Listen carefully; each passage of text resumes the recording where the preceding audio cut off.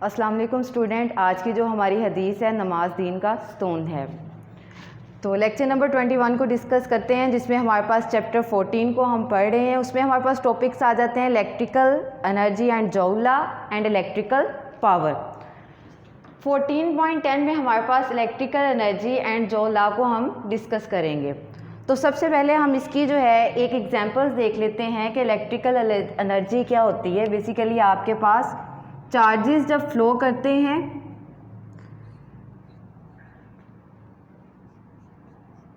Charges flow होने की वजह से आपके पास क्या आता है, इलेक्ट्रिक एनर्जी प्रोड्यूस होती है और दूसरी सेंस में आपके पास करंट जो है वो प्रोड्यूस होता है। अगर आपके पास करंट का फार्मूला देखें Q/T के चार्जेस किसी भी यूनिट टाइम में फ़्लो कर रहे हैं, उसको हम क्या कहते हैं, करंट कहते हैं। इलेक्ट्रिकल एनर्जी जो है वो डिफरेंट फॉर्म्स में जो है वो कन्वर्ट हो जाती है। फॉर एग्जांपल जो हमारे पास इलेक्ट्रिकल एनर्जी आती है वो इन द फॉर्म ऑफ लाइट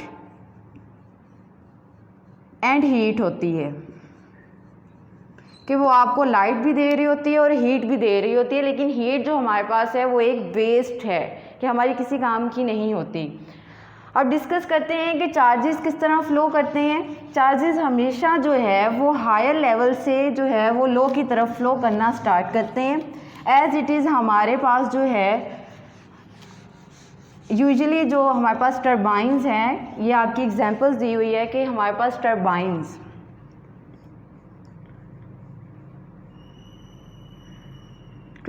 में क्या होता है, वाटर। तो वाटर किस तरह फ़्लो करता है, फ्रॉम हायर लेवल से लो की तरफ। ये टर्बाइंस कब रन करेंगी, जब आपका वाटर जो है मूव्स करेगा हायर लेवल से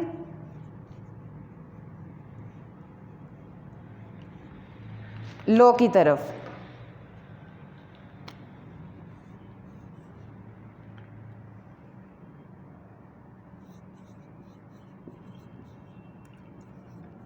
लो लेवल की तरफ मूव करेगा।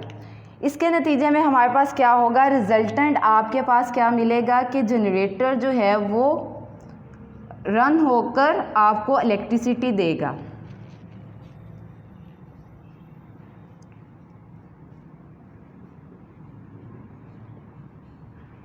ये आपके पास कॉमन एग्जांपल्स थी कि वाटर जो है हमेशा हायर लेवल से लो की तरफ फ्लो करता है। उससे हमारा जनरेटर जो है वो ऑन होगा।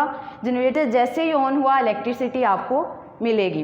In the case of charges, charges कैसे करते हैं, चार्जेस भी हमेशा जो है वो हाई लेवल से लो की तरफ फ़्लो करेंगे।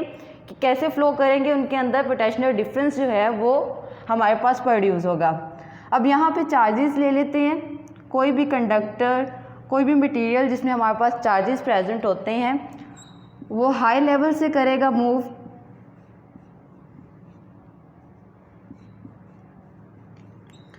लो की तरफ, और देन आपके पास क्या आएगी, लाइट एंड हीट। तो ये दो हमारे पास डिफरेंट केसेस थे कि एज इट इज़ चार्जेस भी हमारे उसी तरह फ़्लो करते हैं जैसे एक टरबाइन में वाटर जो है वो रन कर रहा होता है। और वाटर अगर लो से हाई की तरफ जाएगी तो उसको एनर्जी जो है वो ज़्यादा चाहिए होगी। इसी तरह चार्जेस अगर लो से हाई की तरफ जाएंगे तो उन्हें भी एनर्जी जो है वो ज़्यादा लगानी पड़ेगी। स्टूडेंट्स, इसके बाद हमारे पास आ जाता है डेफिनेशन ऑफ जॉउल लॉ। अभी हमने सिर्फ इलेक्ट्रिकल एनर्जी को डिस्कस किया है।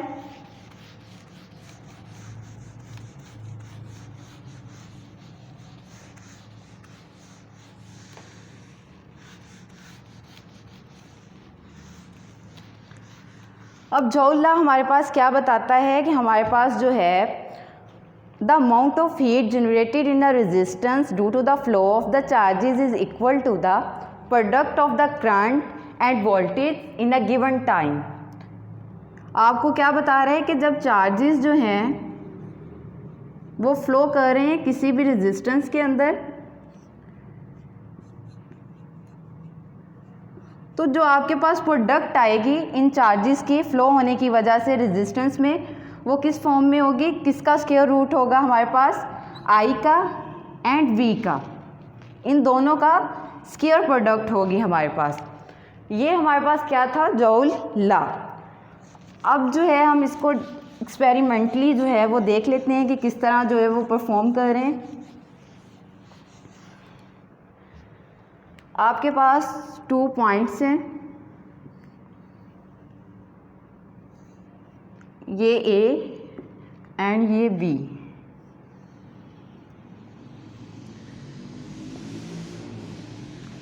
यहाँ पे A लेवल पे या A पॉइंट पे आपका हाई जो है वो लेवल है और B आपके पास क्या है, low level. A higher level and B low level. अब यहाँ पे जो है चार्जेस ज़्यादा होंगे, ये अपने चार्जेस को क्या है, फ्लो करवाएगा। Q चार्जेस को B की तरफ क्या है, फ्लो करवा रहे हैं। अब Q चार्जेस के पास क्या है, एनर्जी है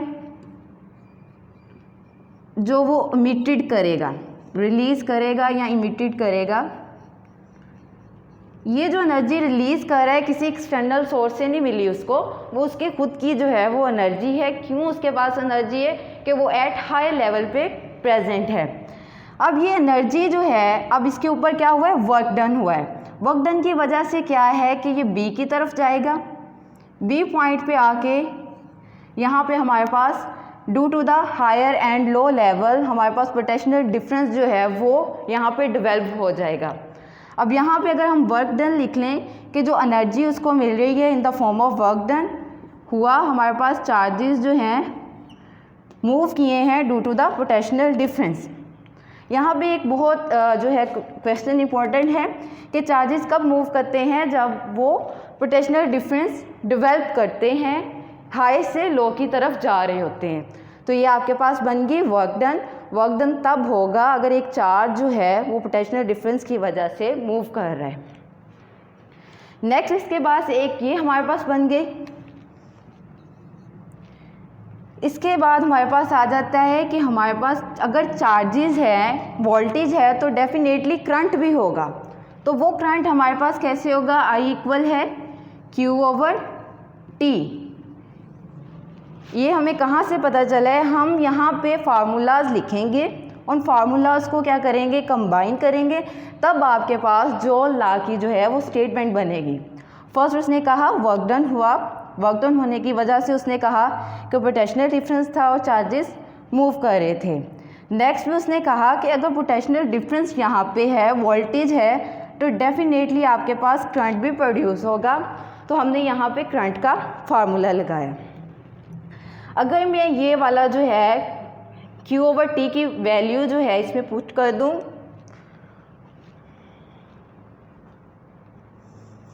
ठीक है, ये मैं इसकी वैल्यू जो है इसके अंदर पुट कर देती हूँ।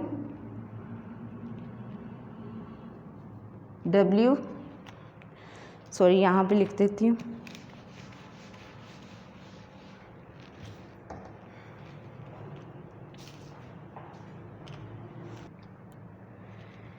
फार्मूला, फर्स्ट फार्मूला क्या था, W इक्वल है Q मल्टीप्लाई V, देन आपके पास I आ गया Q/T। अब आपने क्या करना है, करंट की वैल्यू पुट करोगे, I इस साइड पे आ जाएगा, I मल्टीप्लाई T, तो इसको इसमें वन इक्वेशन में पुट कर दें। W इक्वल है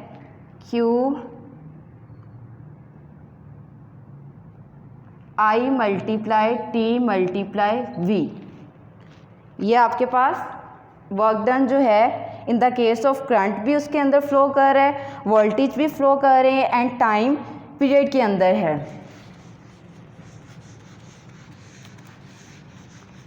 नेक्स्ट अगर ओहम लॉ से देखें कि अगर किसी भी जो है वो कंडक्टर में से करंट पास कर रहा है, वोल्टेज पास कर रहे हैं, तो उसमें क्या होगी, रेजिस्टेंस भी होगी। रेजिस्टेंस हम किस तरह फाइंड करेंगे, अगर ओहम लॉ आपके पास था V इक्वल है I R, ठीक है। अगर आपने जो है ये v की वैल्यू इसके अंदर पुट कर दे, ये इक्वेशंस आपको w यहाँ पे लिख देती हूँ, w इक्वल है I multiply t multiply v। अब ये जो v की वैल्यू आपके पास आई है, आप इस v की जगह पुट कर दो तो आपके पास क्या बनेगा, w इक्वल है I multiply t multiply I multiply r। ठीक है, अब I 2 दफ़ा है तो w किसके इक्वल हो जाए, I square multiply t multiply r। तो यही हमारे पास जो है जॉल्स लॉ में आ रहा होता है, टू स्टेटमेंट्स को बता रहा है कि ये हमारे पास किसके इक्वल है, कि हीट जो है, हीट किसके फॉर्म में जो है वो हमें सप्लाई हो रही है, रेजिस्टेंस की वजह से सप्लाई हो रही है, वो product of the voltage and current के इक्वल होगी। तो W इक्वल है I का स्क्वायर RT। दूसरा आपके पास क्या आ जाएगा, W इक्वल है VT ओवर R। ये आपके पास जॉल्स लॉ है। स्टूडेंट समझ लगे कि हमारे पास वर्क डन होगा तो वो किसके इक्वल होगा, रेजिस्टेंस I के प्रोडक्ट के ऊपर एंड वोल्टेज के प्रोडक्ट के ऊपर। तो ये जो लॉ था आपके पास जो कंप्लीट हो गया है। अब हमारे पास इसकी डेफिनेशन आपकी दी हुई है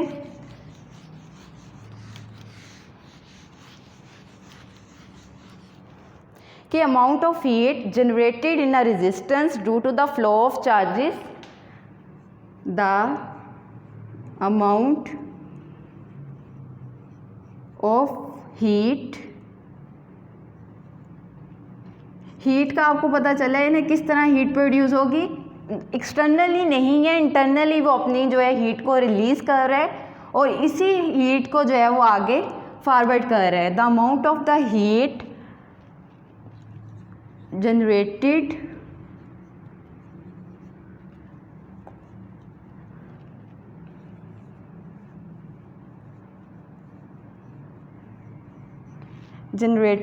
in a resistance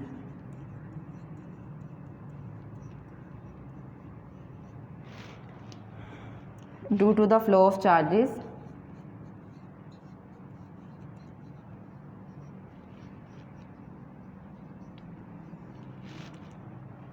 is equal to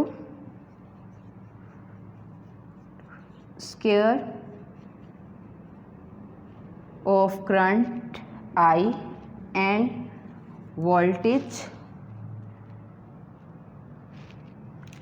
and resistance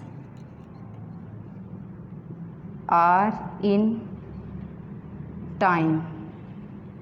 ये आपके पास क्या है, जॉल लॉ है। तो इसके यूजेस जो हैं वो हमारे पास बेनिफिट क्या है कि इलेक्ट्रिकल एनर्जी को जो हम यूज़ कर रहे हैं वो किस फॉर्म में यूज़ कर रहे हैं। आपके पास लाइट बल्ब है, ठीक है, लाइट बल्ब को जब भी आप चार्जेस उसके अंदर फ्लो करेंगे उसके अंदर क्या होगा, करंट प्रोड्यूस होगा। करंट प्रोड्यूस होने की वजह से उसमें वोल्टेज जो है वो डेवलप हो जाएगा। तो वो आपको क्या देगा, लाइट एंड हीट। तो ये आपके पास था इलेक्ट्रिकल जॉल लॉ। देन आपके पास आ जाता है इलेक्ट्रिकल पावर। 14.11 हमारे पास क्या है, इलेक्ट्रिकल पावर। इलेक्ट्रिक मीन क्या होता है, करंट, एंड पावर बेसिकली हम ताकत को कहते हैं किसी भी चीज़ की, पावर कितनी होगी काम करने की। लेकिन work done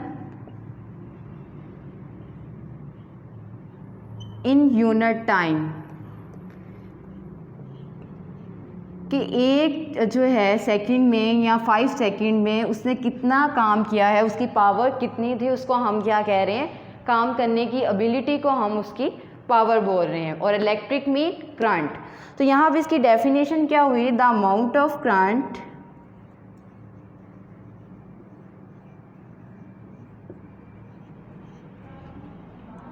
of energy supplied by a current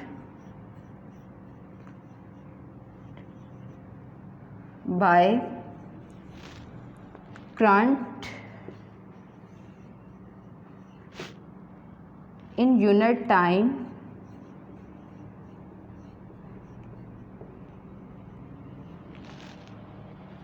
is called electric power. Electric power, ये आपके पास डेफिनेशन है इलेक्ट्रिकल पावर की। The amount of energy, amount वो एनर्जी की जो आप सप्लाई करते हो करंट को, वो फ्लो करे इन अ यूनिट टाइम में, इज़ कॉल्ड इलेक्ट्रिकल पावर। इसका फार्मूला देख लेते हैं। हमारे पास फार्मूला हमारे पास क्या होगा, P इक्वल है W/T। P आपके पास पावर, W आपके पास work done and T time. तो ये हमारे पास पावर का फार्मूला बना। अब हमें क्या पता है, अगर आपको वर्क डन का पता हो, W किसके इक्वल होता है, Q/V। तो आप इसमें वैल्यू पुट कर दो W की।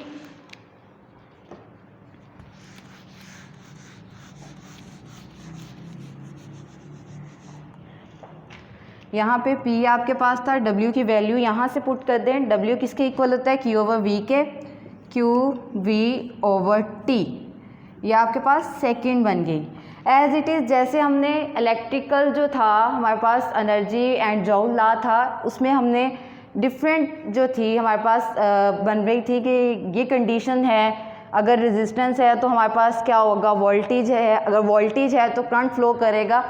एज इट इज़ हम इलेक्ट्रिकल पावर में भी क्या है कि डिफरेंट जो है वो कंडीशंस को देख रहे हैं, फार्मूलाज को देख रहे हैं कि वर्क डन हो रहा है तो हमारे पास ये चीज़ जो है W किसके इक्वल होगा, तो उसको हम मिक्स करके उसके अंदर कंबाइन करके एक जो है अलग से जो है एक आपके पास जो है वो फार्मूला बनता है, इसको हम देख रहे हैं।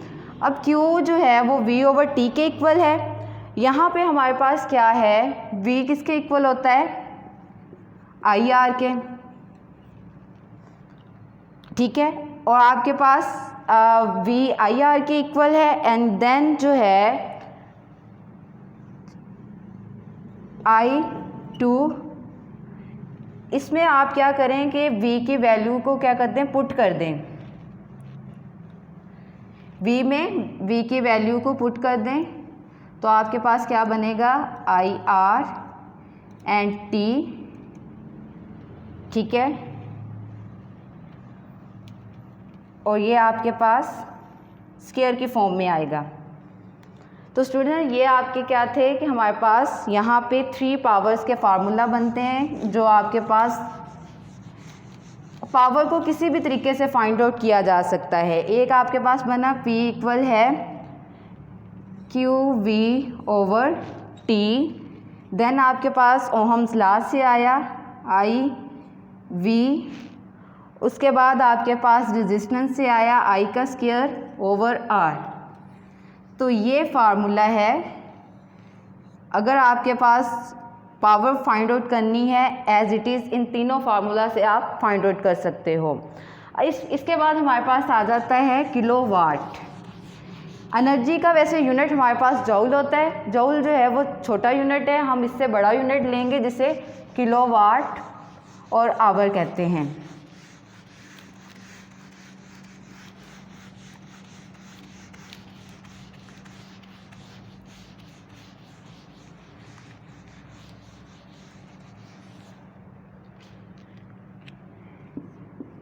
किलो वाट एंड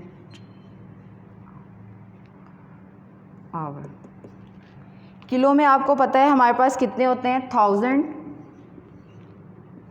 वाट क्या है, आपके पास पावर है, किसी भी काम करने की ताकत या एबिलिटी। आवर आपके पास क्या है, टाइम।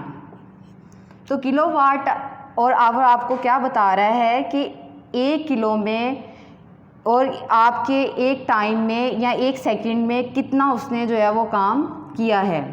ठीक है, अब हमारे पास जो है 1 किलो वाट और आर किसके इक्वल होता है हमारे पास, हम यहाँ पे 1000 वाट के, और इसको मल्टीप्लाई करेंगे टाइम से। टाइम आपके पास क्या है 3600 सेकेंड। जब आप इसको मल्टीप्लाई कर लोगे तो आपके पास 3.6 जो है वो मेगा जूल जो है वो आपके पास आएगा। अब यहाँ पे हमने मेगा जूल क्यों लिया है, क्योंकि हमारे पास जो है अगर वाट में आ रहा है या जूल में आ रहा है तो वो हमारे पास छोटा यूनिट्स है। नेक्स्ट हमारे पास जो है किलोवाट जो है किस तरह फाइंड आउट करते हैं। इलेक्ट्रिसिटी को जो है हम एज इट इज़ यही फार्मूला लगाएंगे फाइंड आउट करने के लिए। अगर आपने बिल में जो है वो कॉस्ट यूनिट की जो है वो फाइंड करना है कि हमारे इतने यूनिट्स जो हैं वो रन किए हैं, हमारे पास इलेक्ट्रिसिटी कितनी आएगी, तो हमारे पास फार्मूला होता है वाट मल्टीप्लाई, ठीक है, टाइम ओवर 1000 एंड इसको मल्टीप्लाई करेंगे कॉस्ट ऑफ यूनिट कि एक यूनिट के कितने रुपए हैं, 1 रुपया है या 12 रुपये हैं, जितने भी होंगे आपने इसको क्या कर देना है, इस फार्मूला से फाइंड आउट कर लेना है इलेक्ट्रिसिटी के बिल में कि हमारे पास उसका बिल कितना जो है वो आएगा। तो स्टूडेंट्स ये आपके पास क्या था, ये हमारे पास electrical power and kilowatt per hour था, जिसमें हमने डिफरेंस जो है उसकी पावर को देखा एंड लास्ट में हमने जो है वो इलेक्ट्रिसिटी को फाइंड करने का तरीका बताया कि किस तरह आप बिल्स को फाइंड आउट कर सकते हो। ओके स्टूडेंट्स, अल्लाह हाफिज़।